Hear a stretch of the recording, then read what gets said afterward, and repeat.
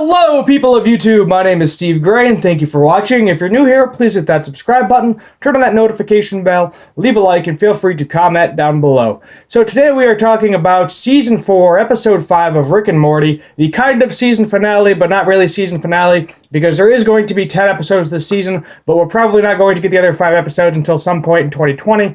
Hopefully, we'll get them a lot sooner rather than later, because I don't want to be waiting for the second half of Season 4 for like 3 years, like we have had to in the past, and then all the hype dies down, nobody cares about it, and then it comes back and the hype jumps up again to a certain extent, but it's not the same. You gotta be consistent with it. Come on. We want it. We want it now. We want it. We love it. We want all of it.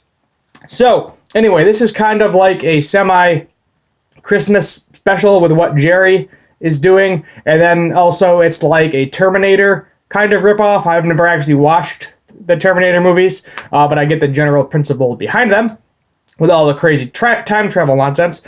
So let's talk about Jerry's storyline first. Unfortunately, we didn't really get a Beth episode yet this season, so I'm sure we'll have one of those to come, but this is very much a Jerry episode and then a Rick and Morty episode as well.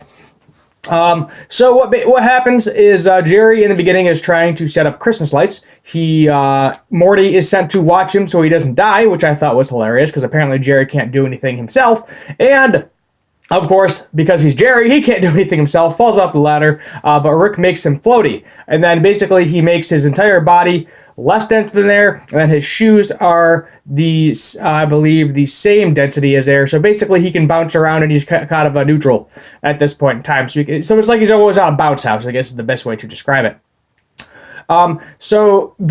Jerry goes out. He's like, "Yo, homies, do you think you can beat this whitey at a game of basketball or whatever?" And then they're like, "Whoa, don't use that race card crap here. You know, it's used everywhere else now. We don't want to hear." He was like, "Oh, I'm sorry," because he was like, "Oh, let's make a bet or whatever." And then, because he's Jerry, he jumps trying to make a dunk. He loses one of his shoes. And then it pans to Rick and Beth and Summer, Morty, all at the table. Beth asking where he is. Rick makes a joke saying, "Oh, he's probably cheating on you," having an affair. They all get a good chuckle out of that. And then Rick's like, "Oh, even Jerry's not dumb enough to lose a shoe." And then everybody's like, "Oh crap, he's dead." And guess what Jerry does? He loses the shoe and floats into the air.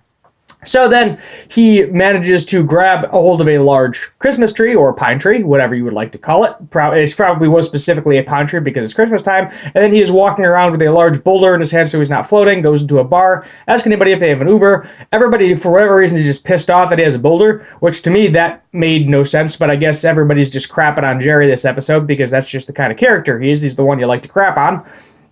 And then he's like, "Okay, I'll put down the boulder," but there's a lot of ceiling fans, and then he floats, and everybody's freaking out that he's floating. And then they kick him out of the bar. He floats off into the atmosphere, and then they throw the rock and say, "Here's your girlfriend."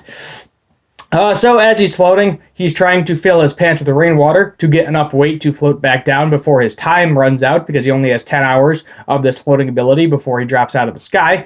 And then an airplane comes around. He grabs onto the airplane. One of the human hybrid snake things comes trying to save him from the future or whatever, because this is kind of where it intersects with what is going on with Rick and Morty in this episode, but we'll get to that momentarily. And then he kicks this thing saying, "No, I don't want your help," into the rotor of the plane. The plane goes down. He grabs onto a additional pine tree about 2 minutes before his kind of floaty serum is going to wear off. And then the plane crashes in the background, and he just killed a bunch of people for no reason. And I'm just like, oh God, they're all dead, and he doesn't even give a shit. So then he manages to go back to the house, put up all the Christmas lights. He looks like crap. He's beat up. He's beaten and bloody. And then, of course, he falls off the roof again, breaks his leg, and then Rick heals it 50% and says, "I healed your leg 50%, other half's on you." And then he's like, "Respect, brother."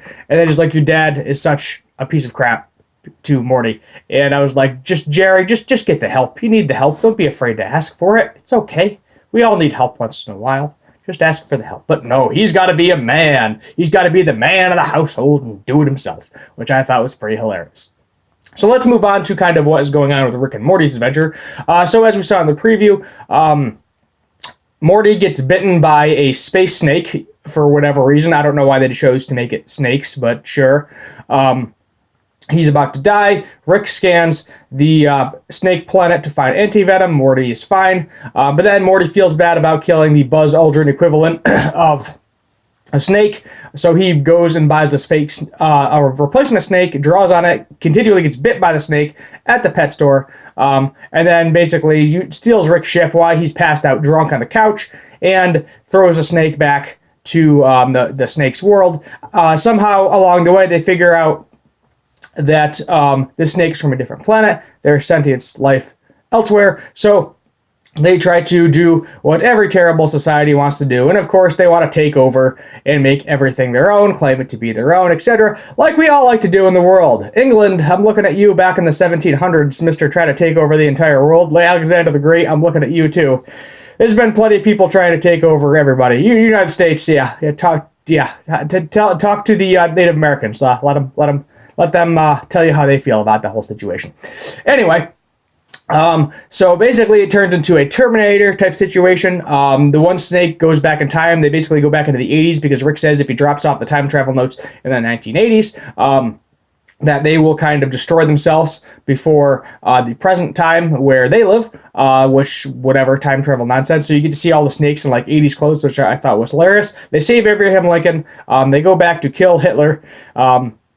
And then all these snakes are like just dropping and appearing out of nowhere, robot snakes. One comes up that is like a robot snake that kind of looks like a human that's trying to actually help save everybody. Beth ends up killing it because it's obviously a creepy abomination. We actually got to see that in the trailer, the previews, and the kind of intro to the show.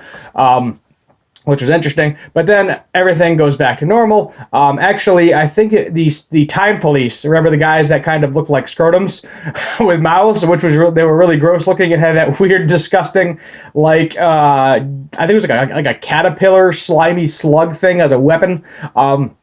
They went back in time, basically stopped the snakes from ever evolving, so they couldn't mess up the time frame.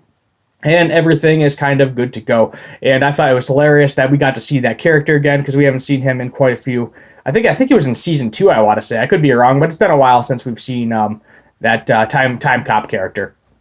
So moving forward, Rick and Morty, after the kind of credits roll, have to do all the science and make the snake costumes to put in place for a Rick and Morty of a different timeline. And they're like dicks to each other because it's a pain in the ass. They got to do a bunch of work. They're like, wow, those guys are mean. Yeah. And then they just kind of do it, get all the math together, and as I said, put it where they need to put it for the past Rick and Morty, and everything is good to go. Everything is dandy. They can get their eggnog. And Morty at one point in the episode has a black eye, and he asks the Morty with the black eye, he's like, how'd you get the black eye? And then Rick is the one that actually ends up punching Morty in the face. He's like, so the lesson of this is stay in the car, because literally this entire scenario, all this crap that Rick had to deal with, if Morty just stayed in the car, didn't feel responsible, didn't try to replace the space snake, everything would be fine. You know, nothing. This episode wouldn't have even happened. It just would have been Jerry doing Jerry's thing.